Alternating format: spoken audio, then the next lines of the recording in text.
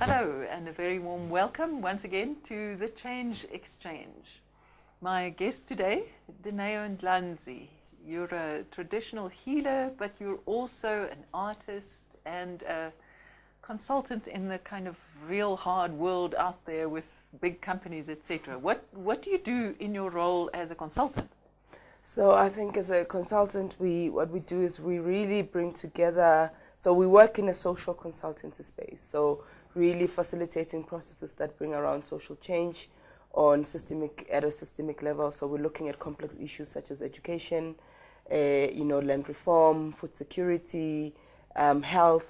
And so our role is to really be in partnership with partners, not only business, but we bring together government, civil society, and business to try to resolve these issues, because in order for change to happen, we're all responsible for that change. Sure, so, it's amazing. Yes, it's wonderful to know that there are people who consciously set out to make those connections. But I want to take you back to the beginning. Yeah. At school, you wanted to be a chemical analyst.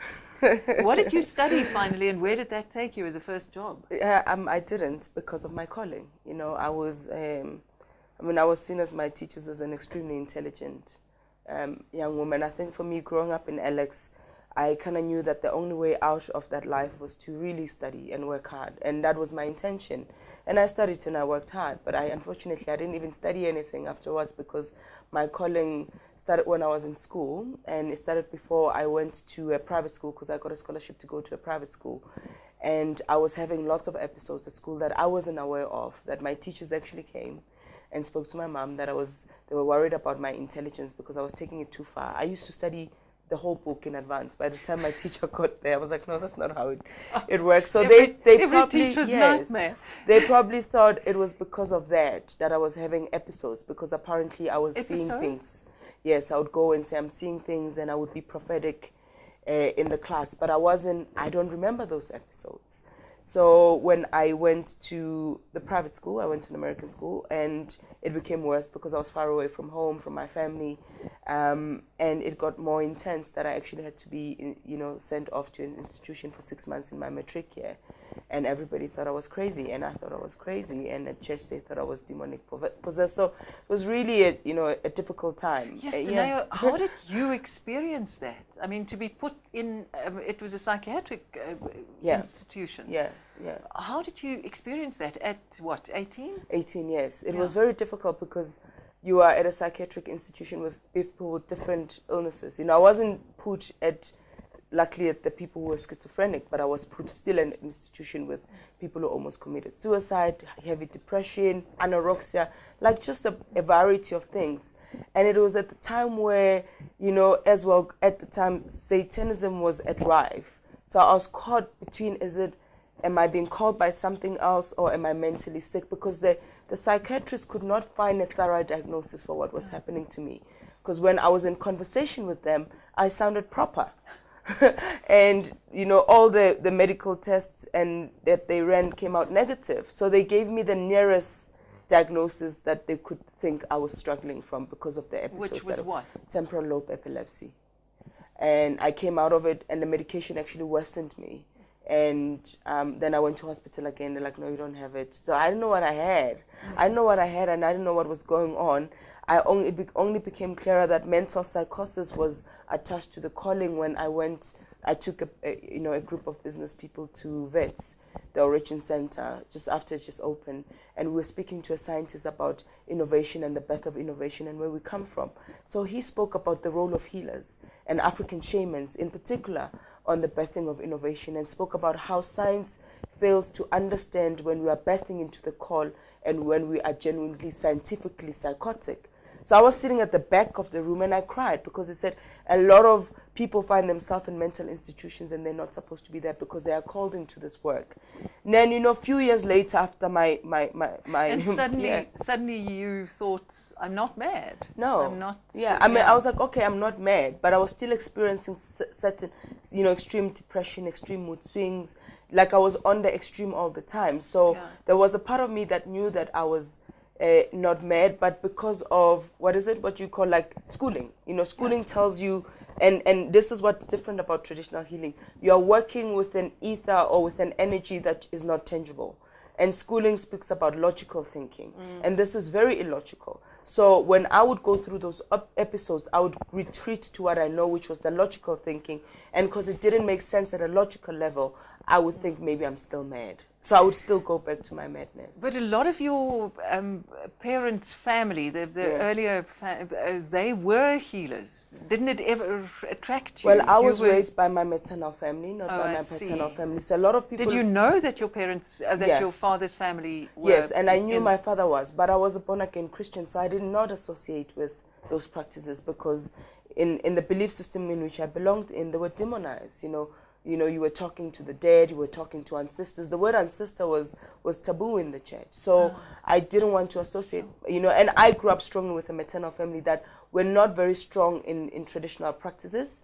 And my mom went from one church to the other. So we know that's what was familiar to me. So it's not like I knew that my dad was, and I told him, like, I'm not going to be praising, demons and the devil, and so I was quite resistant towards that. Yeah. So what finally facilitated that change? I think, like, knowing who I am and that I'm always striving towards greatness and doing better, and I was struggling. It seemed like no matter what I put in, I was not getting back. So I was like, no, it can't be a curse. There should be something. So I started inquiring. So I'm the one who's always hungry for wisdom and seeking understanding. So I ask a lot of questions. So I started to ask God questions. I said, well, God, I'm a good young person. I go to church 7 days a week. I'm in the church this and the church this, but nothing is coming forth. So I'm still stuck and I'm not seeing, I can't further my studies. I can't be in a good, healthy relationship. Everything I seem to hold does not last. What's really going on? I want to know who you are and work with me. And the answer was that we were called to sign up for Bible studies. And it was the most beautiful thing I've ever been to, because I went there thinking I will know Genesis to Revelation. But that really taught me who God is, because that God is not in the church that I'm in, or God is not that person that God is within. And how did you get to that from Bible study? It was in Bible study. I asked God and God showed up, right? So God showed up in a Bible study because we had a different Bible study teacher who was teaching us spiritual understanding of who God is, not religious understanding, not God as a figure who only lives within the four walls in which we worship and praise. You were lucky to come across someone like that. God responded, and then that continued for me. And then I became curious about my African identity, because I started to question, if I call the God of Abraham, who I have no idea who he is, but I denounce the God of my people, of my grandfather. I was raised by my grandfather, a great honorable man who I attribute a lot of who I am today to his, to some of the morals that, yes, so I was like, it didn't make sense. It was a contradiction. So the more I started to ask questions, and the more God showed up for me, and God showed up in a way that really started to serve me, and that started to open things up. And the more I was steeped in who I was as an African, then, what seemed to be stuck the onion layer started to unpeel. So I was told I had to do a certain ritual that had to introduce me to my ancestors, because I was in a relationship with my husband. We were not officially married then, but I had a miscarriage and I lost the children, and I was frustrated and like, no, you need to be grounded in who you are. Your ancestors don't know who you were. I didn't believe much in what was going on, but what happened afterwards really propelled a belief in my ancestors. Do you remember a moment when you started thinking, wait, this might actually be the answer?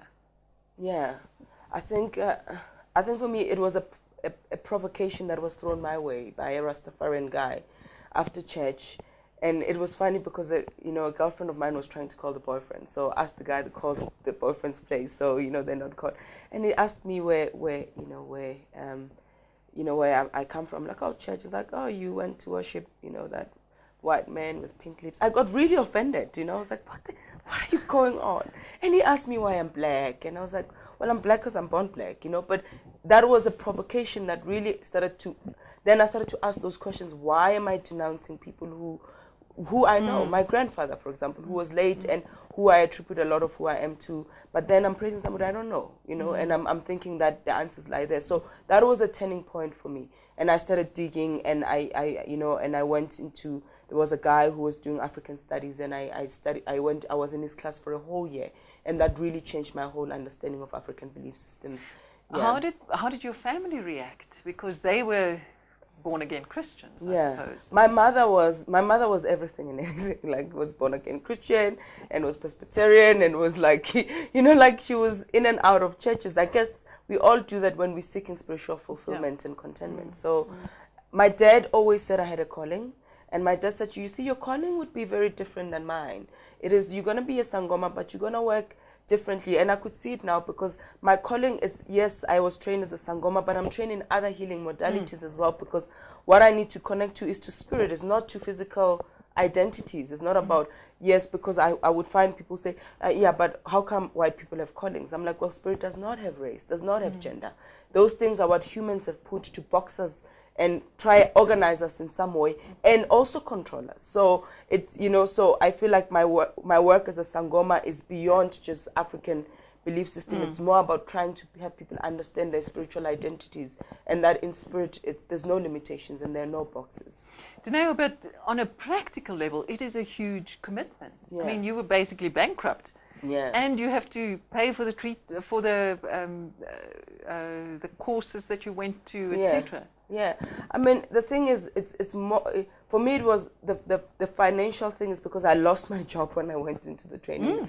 They couldn't renew my contract. We were going through a financial crisis in 2010, and when you work for a consultancy, we're always reliant on clients. So, you know, we didn't have any big clients, and my boss said to me, you know, we can't renew your contract. And I've just said, I'm going to do this training. So for me, it was also a positive thing, because remember, I come from linear logical thinking. So what this invited me to do was to really believe in the non-visible and trust that everything that's happening is about my process. Then it made me surrender to the process more. Step into the void. Yes, I stepped in fully, and I was in the school, you know, 24 hours in somebody else's face, which was really hard, because unlike schooling, you go to school and you come back home. School is home. So I stayed with this woman for about, you know, 12 months, you know, learning and training to become a healer. But a lot happened for me than just learning how to become a healer. A lot of things were challenged. A lot of things were shifted. I became a better woman, you know, because taking the healing practice requires huge responsibility. That's why I don't advocate for young children to go through the process, because you're working with issues, with big, complex human issues that people come to you, you know, hoping and trusting that you'll help them understand what's going on. So I didn't have money, but money came. It did come, you know, it did come. Work started coming. People I haven't seen in a while I would bump into, and I'm like, what are you doing? What's going on? You lost so much weight, because you lose weight.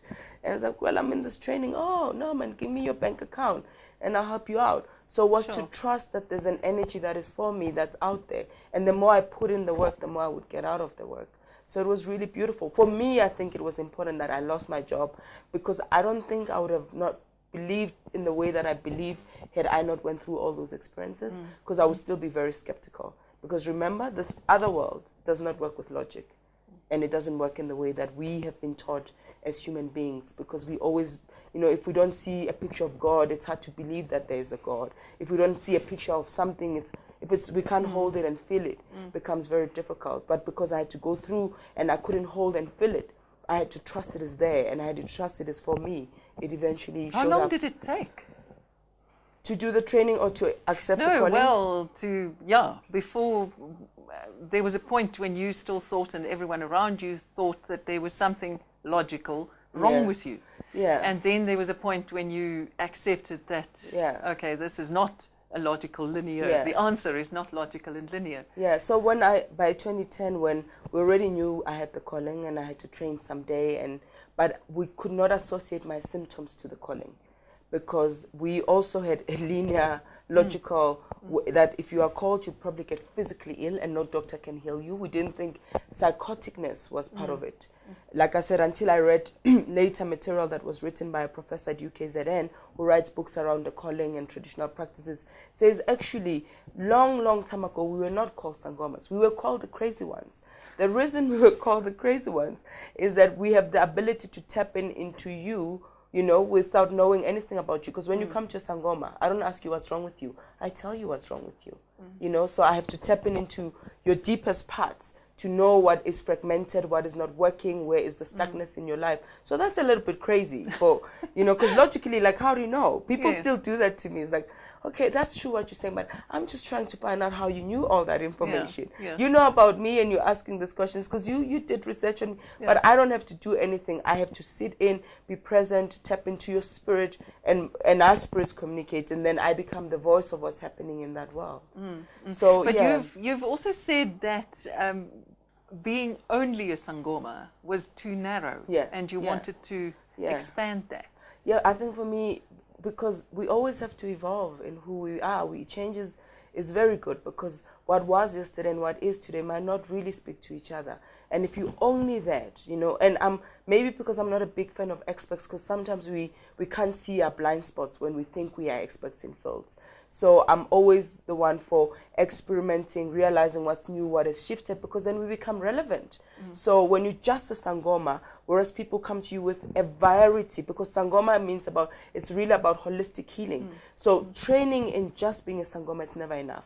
If I deal with people who you tell them things, they emotionally break down because you're bringing or triggering old wounds. So I had to go study something else. I had to go do alternative therapy. I had to go do life coaching, because somebody comes and they think it's ancestral, but it's not. You need clarity in your life, and you need somebody who, you know, is trained and skilled to help you find that clarity. And it requires no medicine, it requires no boundary, it requires none of those things. It just requires somebody to facilitate that.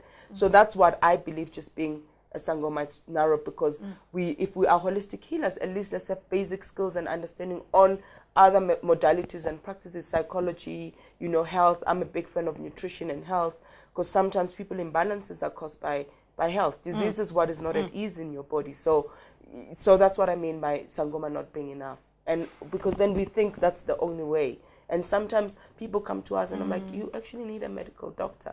Yeah. Or you need to go really seek a psychiatrist, because this seems like there's something deep. I can help you at this level, but I can't go deeper than that, because I'm not skilled to take you there. So it's an act of integrity for me. And humility. Yeah. Because not everyone can say, I cannot do this. People usually want to own the space, kind of thing. Yeah. I think humility comes from, you know, if you really, we say Sangoma, it's a calling. So for me, if this is a calling, you know, then you have to honor it. You have to honor, yes, and honoring the call is also recognizing where you're limited. Against this background, are you a planner? Do you have a 5-year plan or a 10-year plan? Because you can't really, if you're open to stuff that happens that are not. It's not my strength, and I mean, it's funny because we, at work, you know, where I do the consultancy at Rio's Partners, we did an assessment called the Gallup Strength Finder, where it asks you a series of questions, an online test. Just focus on your strength and how to best use your strength in the workplace. And planner was not mine. You know, the 5 top ones was like adaptability, you know, empathy, individuation, and woo, which is I have an ability to win people over. And, you know, I mean, I have aspirations. And I send my aspirations out there for what I know what I would love to be. I want to, you know, facilitate spiritual wellness for people. That is my plan. And the how is not up to me, because this work has taught me that there is divine power out there. When I focus on the details, then you get disappointed because you want things to happen your way because you've planned it so much. You know, but, you know, I've got children, I'm married, so there has to be systems and structures in place. But I'm more about, you know, rather than rigorous planning, more about allowing for the present moment to show itself up. I know what I want, I know what I'm hoping for, but holding to the plans in my work can restrict it. Yeah, like I mean, I'm not only now a Sangoma, I train other healers, you know, which the term for it is Gobela.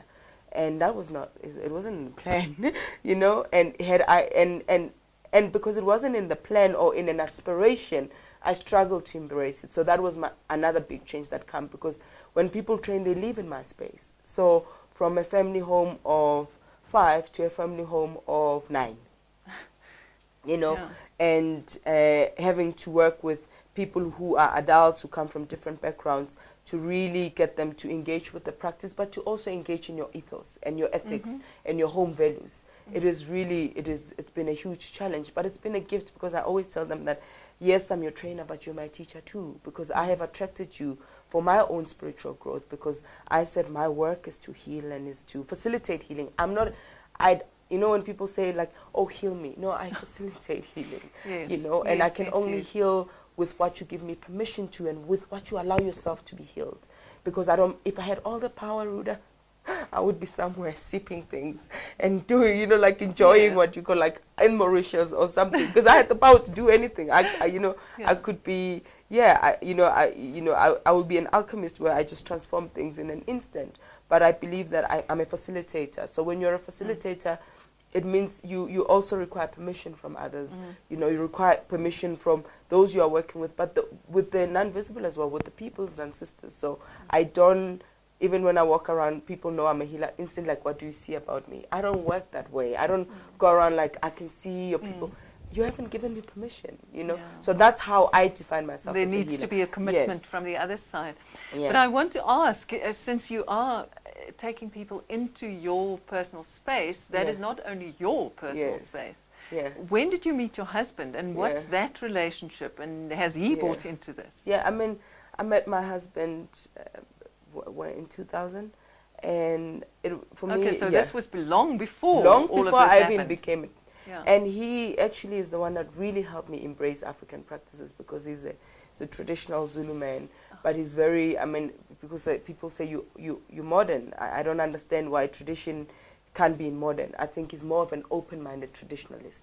So, and he's the one really who helped me with everything, even embracing being a trainer. He's my support system. You know, he's the one who's like, you know, baby, it's time. You know, you've always known your calling is bigger. You just, and you know, it feels when I'm struggling to adapt to change as much as he's that voice that is within me that I'm not hearing well, if that makes sense. Sure, that So, is yeah. very special. Yeah. And your children, what role do they play in your life? Oh, well, they play drums for their trainees. They know every ancestral spirit that I walk with. So I always say that our children chooses us, you know, and because they chose us, that they know that we will be the parents that we have to be to them to become their highest self. And they've become very embracive. But we've got a check-in relationship with the family. So I have to check in with them, you know, now that there's 5 other children, because you treat them like your children. That are in the family. How do you want mommy to be? How do I be with you? Because their time with me also gets shared. Do you do that formally? You say you have a check-in system. Yeah. Do you meet on a Friday night at 6 around the table? Well, we try. We do the formal stuff, but it doesn't always work, because the nature of my work is that formalities. It's much more fluid. Yeah. It's much more. But when it happened, and I could realize, and it's like, how do we be as a family? So, for you example, have that conversation. Yeah, we have to, because my other work, my consultancy work, there's a lot of traveling that gets involved, and there was a time where I was traveling almost every week, you know, the past year, and then I could realize that they were struggling at school, and I had to say, okay, probably because they're used to a mother who was fully at home most of the time, because I ran my practice from home. But now my consultancy work is taking me outside. Suddenly you're absent. Then we speak, you know, what's going on and how can we be. Then we'd have family times, and then we'd have... But your eldest is only 9, and the youngest, what, 4? I've got 3. My eldest is turning 11, and my middle one is 9. But and they're still little. Yeah, but I've got a community of helpers. I've got my parents. Yeah, but I mean, the conversation with your kids. Yeah. Do they step up? They tell you what they think? Yeah, because remember, I'm not only trained to become a traditional healer, I'm trained in inner child work, and I work with people. So it's a skill that I have. It's not always easy. It's not they have a conversation. It's not an adult conversation. They find words and forms in them. So if I'm like, what would you need? Okay, if mommy can make us pancakes, that's important to them. Yes. So then I would have to... But it means time and attention, basically. You know, and if we, you know, we can go to the park. That's what they are, you know, expressing. So it's those things. It's not like an adult, you know, serious conversation. That can go to the abstract need. You know, what would you like me to do more? Or we play games. I remember one time we were driving, and I say, oh, let's speak about, I like it when mommy does this, and I don't like it when mommy does that. It was fun, but they revealed so much painful truth. Yes. You know, I'm a very powerful woman, and they said, we don't like it when mommy shouts at daddy. And I was like, yo, you know, and the kids can tell the truth, because it was, and we don't like it when, and I was like, it wasn't only about me, it was about daddy, it was about Gogo, it was about everybody else we like it when, and we like it when, we don't like it when this happens. Sure, and that's quite a brave thing to ask. Yeah, you know, so, and I mean, I come from a very violent and brutal background, and I'm trying to make sure that my children don't experience that, because it's how do you become a better mother is to recognize your own wounds and that you don't become a wounded parent. And so, yeah, because of that, I can realize that I might have been abused in a certain way, but because I did not recognize and acknowledge my own woundedness, somehow I can be an abusive parent. So the fact that I can be busy all the time, it's neglecting my own children. But no, somebody else can see it. It's like you're working hard for your children and you're serving them. And 25 years later, they're like, we actually missed you. We didn't care about all the money you had to make to pay school fees. We would have been happy going to a basic school rather than having you present. So those conversations are important with children, and I try and have them. So I would explain, because they would say, we are angry because you are always away. I was like, okay, this is the reasons I'm away. I'm away because you have to go to that school. I'm away because this has to happen. So let's make some choices here. What is important to you? You know? And they're like, well, because you don't make pancakes for us anymore. I'm like, okay, if I make pancakes on Sundays, will that be enough? Because I can't make pancakes away. And if I stay home, daddy alone can take care of 1, 2, 3 that is important to you. So kind of giving them, you know, and then children are wise in some way. Yes. Like, okay, pancakes on Sunday, will be happy with pancakes on Sundays. Because then I make sure that Sundays is no practice. I don't practice. I don't work. Sunday, it's my family time. So it's.